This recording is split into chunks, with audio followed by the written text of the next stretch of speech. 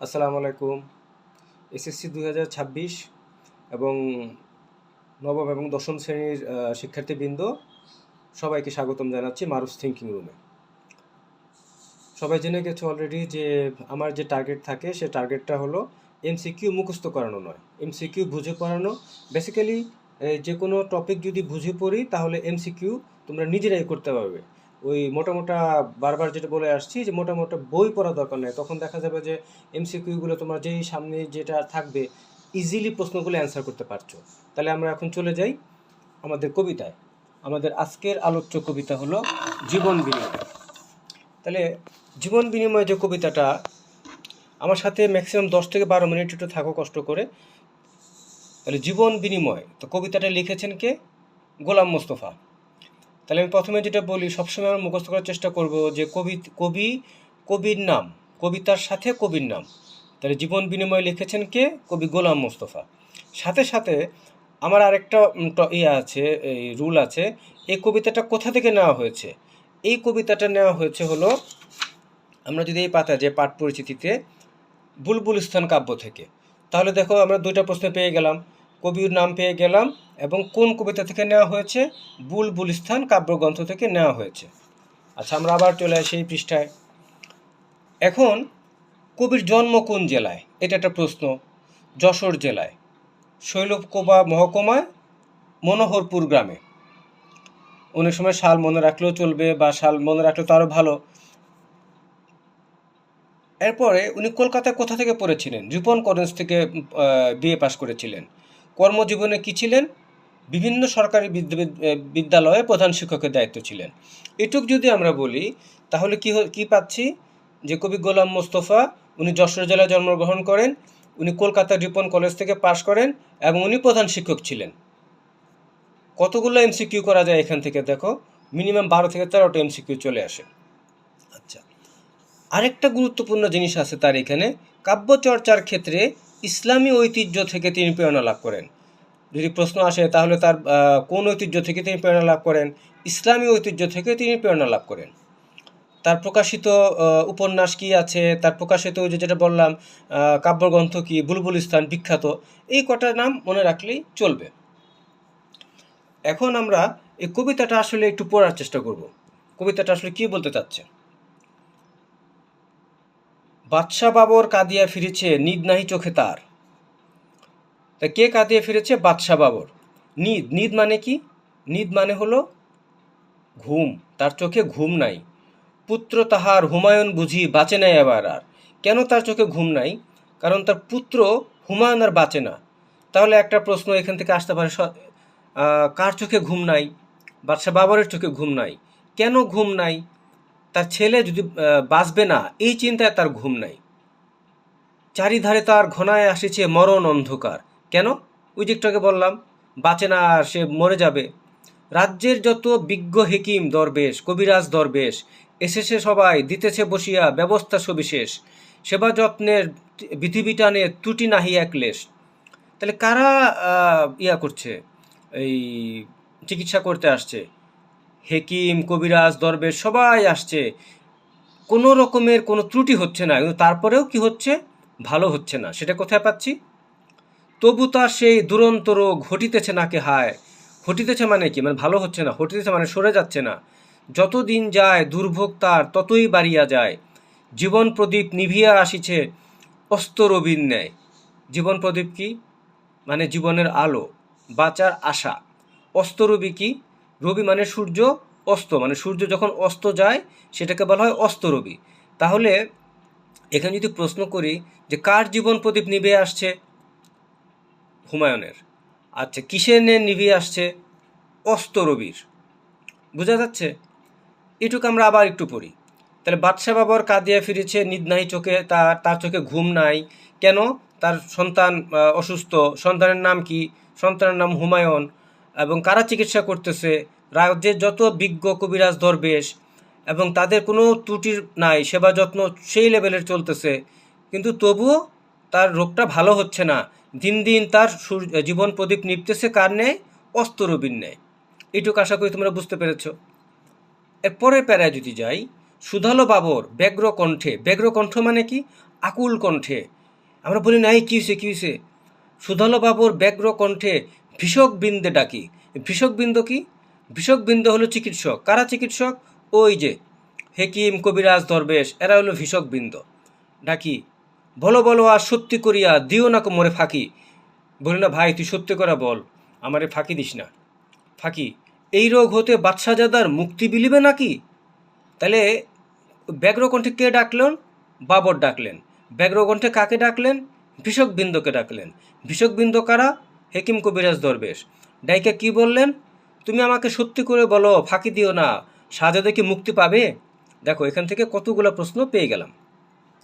নতমস্তকে রহিল সবাই, কহিল না কোনো কথা, মুখর হইয়া উঠিল তাদের সে নিঠুর নীরবতা। শেলসম আসি বাবরের বুকে বিধিল কিসের ব্যথা। নতমস্তক মানে কি? নতমস্তক মানে হলো অবনত মস্তক, মানে মাথা নিচু করে রইল। তাইলে প্রশ্ন যদি বলি, নতমস্তকে কারা রইল? এই যে ভীষকবৃন্দে রইল। নতমস্তকে তারা রইল। কেন নতমস্তকে রইল? কারণ তাদের কাছে কোনো উত্তর নাই, কারণ তাদের সে নিষ্ঠুর নীরবতা, তারা চুপচাপ রয়েছে। নীরবতা অনেক সময় কি হয়? নিষ্ঠুর হয়। তারা যদি বলি যে তারা যে ছিল, তারা কীরকম নীরব ছিল? নিষ্ঠুর নীরবতায় দাঁড়াইয়া ছিল। শেল সম, শেল মানে কি? ওই যে মর্টার বলো, শেল বলো, গোলাগুলির সময় দেখো না, যুদ্ধের সময় সেই বুকে যদি এসে লাগে তখন কি হয়? সে একটা লোক, তার যে অনুভূতি হয়, ঠিক সেই অনুভূতিটা হয়েছে বাবরের। শেল সম আসি বাবরের বুকে বিশিল কিসের ব্যথা। তাহলে বাবরের বুকে কিসের ব্যথা, কিসের মতো লাগলো? শেল সম, সম মানে মতো। হেনকালে এক দরবেশ উঠি কহিলেন সুলতান। হেনকালে মানে সেই সময় একজন দরবেশ উঠি কহিলেন, সুলতান, সবচেয়ে তব শ্রেষ্ঠ যে ধন, দিতে যদি পারো দান, খুশি হয়ে তবে বাঁচাবে আল্লাহ বাদশাহজাদার প্রাণ। এখন একজন দরবেশ উঠে দাঁড়ালেন, তিনি বললেন, সুলতান, একটা শ্রেষ্ঠ ধন দান করতে পারবেন, তাহলেই আল্লাহ আপনার বাদশাহজাদার প্রাণ বাঁচাবেন। এটুকু যদি আমরা আবার বলি, সুদল বাবর ব্যগ্রকণ্ঠে ভীষকবৃন্দে ডাকি। তাহলে কাকে ডাকলো? ব্যগ্রকণ্ঠে ভীষকবৃন্দে। কি বললেন? যে তুমি সত্যি করে বলো, আমার ফাঁকি দিও না। এই কেন? কোন সত্যটা? এই রোগ হতে কি বাদশাহজাদার মুক্তি মিলবে নাকি মিলবে না? তখন সবাই কিভাবে ছিলেন? নতমস্তকে ছিলেন, কেউ কোনো কথা বলেন নাই। সেটা কি ছিল? মুখর হইয়া উঠিল তাদের নিষ্ঠুর নীরবতা। মানে নীরবতাই যেখানে মুখর, তার মানে কি? পিন পতন স্তব্ধতা বলি না, সে পিন পতন স্তব্ধতাটা ছিল এইখানে। শেল সম আসি বাবরের বুকে বিধিল কিসের ব্যথা। বাবরের বুকে এসে সে ব্যথাটা কিসের লাগলো? শেল সম। এখন একজন দাঁড়াইয়া একটা উপদেশ দিলেন, সে একজনটাকে দরবেশ। তিনি কি বললেন? সুলতান, জীবনের শ্রেষ্ঠতম ধন যদি দান করতে পারো, তাহলে আল্লাহ তোমার বাদশাহজাদার প্রাণ বাঁচাবে।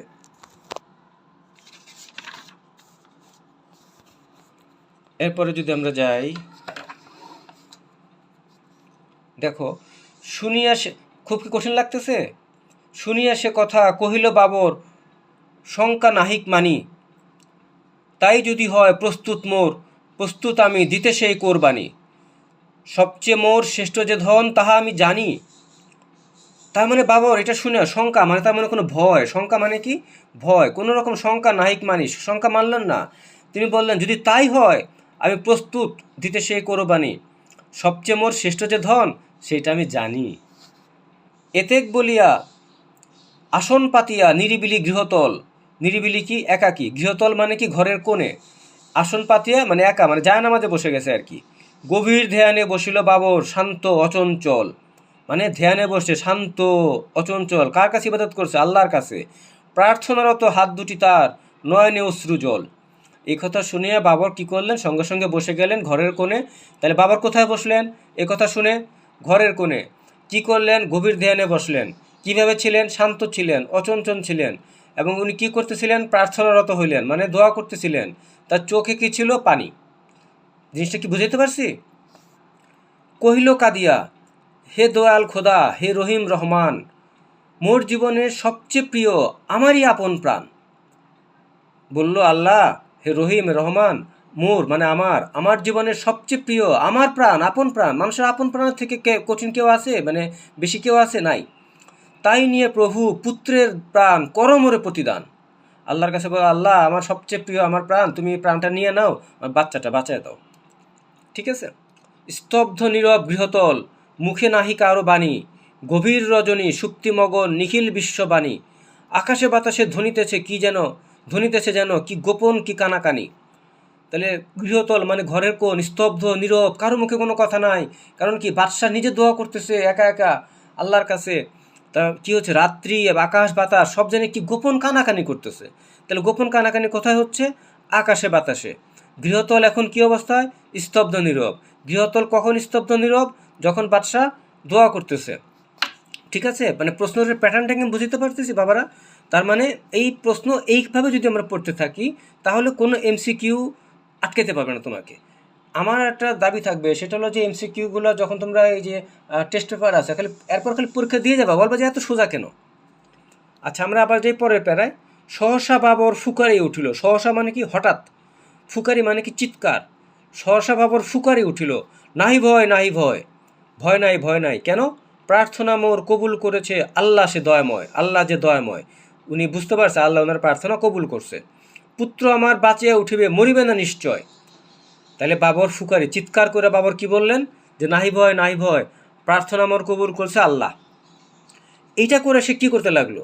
ঘুরিতে লাগিল পুলকে বাবর পুত্রের চারপাশ, নিরাশ হৃদয় সে যেন আশার দীপ্ত জয়োল্লাস, তিমির রাতের তরুণে তরুণে উষার পূর্বাভাস। তাহলে এই কথাটা শোনার পর, প্রার্থনা কবুল হওয়ার পর বাবর কি করতেছিল? পুত্রের চারপাশে কিভাবে ঘুরতেছিল? পুলকে ঘুরতেছিল। উল্টা প্রশ্ন যদি করি, আচ্ছা পুলকে কিভাবে ঘুরতেছিল? পুত্রের চারিপাশে ঘুরতেছিল। পুত্রের কোন পাশে ঘুরতেছিল? ডান পাশ না বাম পাশ? চারপাশ। দেখো, এই লাইন থেকে 3টা প্রশ্ন করে ফেললাম। নিরাশ হৃদয় সে যেন আশার দীপ্ত জয়োল্লাস। তাহলে কোন হৃদয়? নিরাশ হৃদয়ে সে কিসের জয়োল্লাস পাইল? আশার। আশার কি জয়োল্লাস পাইল? দীপ্ত জয়োল্লাস। তিমির রাতের তরুণে তরুণে উষার পূর্বাভাস। তিমির রাত কি? গভীর রাত। গভীর রাতে তরুণ তরুণ মানে কি? দরজায় দরজায়। দরজায় দরজায় উষার মানে কি? সকাল। পূর্বাভাস মানে কি? আগমন। তার মানে রাত্রে যখন ভোর হয় তখন দেখবা যে রাত্রে ঘোর কেটে অন্ধকার কেটে যখন সকালটা আসে, ওটা অন্য ধরনের একটা অনুভূতি হয়। পূর্বাভাস, উষা, সকালের পূর্বাভাস। তো তারও মনে হইতেছিল যে রাত কেটে যায়, যেন দিন আসতেছে। ঠিক আছে, তাহলে সেই দিন হতে রোগ লক্ষণ দেখা দিল বাবরের, হৃষ্টচিত্তে গ্রহণ করিল শয্যা সে মরণের। নতুন জীবনে হুমায়ুন ধীরে বাঁচিয়ে উঠিল ফের। এবং ওই দিন থেকে বাবর আস্তে আস্তে অসুস্থ হয়ে গেল এবং হুমায়ুন বেঁচে উঠল। মরিল বাবর? না না, ভুল কথা, মৃত্যুকে তারে কয়। বাবর কিন্তু মারা গেছে, কিন্তু সে কি আসলে মরছে? না না, মৃত্যু তো এটা না। মরিয়া বাবর অমর হয়েছে, নাই তার কোনো ক্ষয়। অমর মানে কি? মানে যার মৃত্যু নাই। আসলে তো আমরা জীব, জাগতিক প্রাণী, মৃত্যু হবে, কিন্তু অমর নাই কেন? এই যে আমরা যে পড়তেছি, আমরা যে করতেছি, সে অমর হয়ে আছে। পিতৃস্নেহের কাছে হইয়াছে মরণের পরাজয়। তার মানে কার কাছে মরণের পরাজয় হয়েছে? পিতৃস্নেহের কাছে। দেখো, এই যে জিনিসটা আমরা পড়লাম, আমার মনে হয় তোমরা যদি একটু কষ্ট করে এই জিনিসটা এভাবে একটু পড়ার চেষ্টা করো, দেখা যাবে যে কোনো এমসিকিউই তোমার কাছে এমসিকিউ হবে না। আমার যে ট্যাগলাইনটা, আমার ট্যাগলাইন হলো যে আমরা এমসিকিউ মুখস্থ করবো না, আমি এমসিকিউ মুখস্থ করাবো না, বুঝে পড়বো। তোমরা ইনশাল্লাহ, তোমার যদি ভালো থাকে, ভালো লাগে, তোমরা চ্যানেলটি সাবস্ক্রাইব করবে এবং কষ্ট করে একটু পড়বে। এবং আমার সাথে যখন এই ভিডিওটা দেখবে, একটি রিকোয়েস্ট থাকবে যে সাথে তুমি টেক্সট বইটা নিয়ে পড়বে। এবং টেক্সট বইটা দাগিয়ে দাগিয়ে আমি যেভাবে দেখালাম এভাবে পড়লে ডেফিনেটলি তুমি ভালো করবে বাবারা। তোমাদের কোনো ঝামেলা হবে না ইনশাল্লাহ। ভালো থাকবে সবাই। আসসালামু আলাইকুম।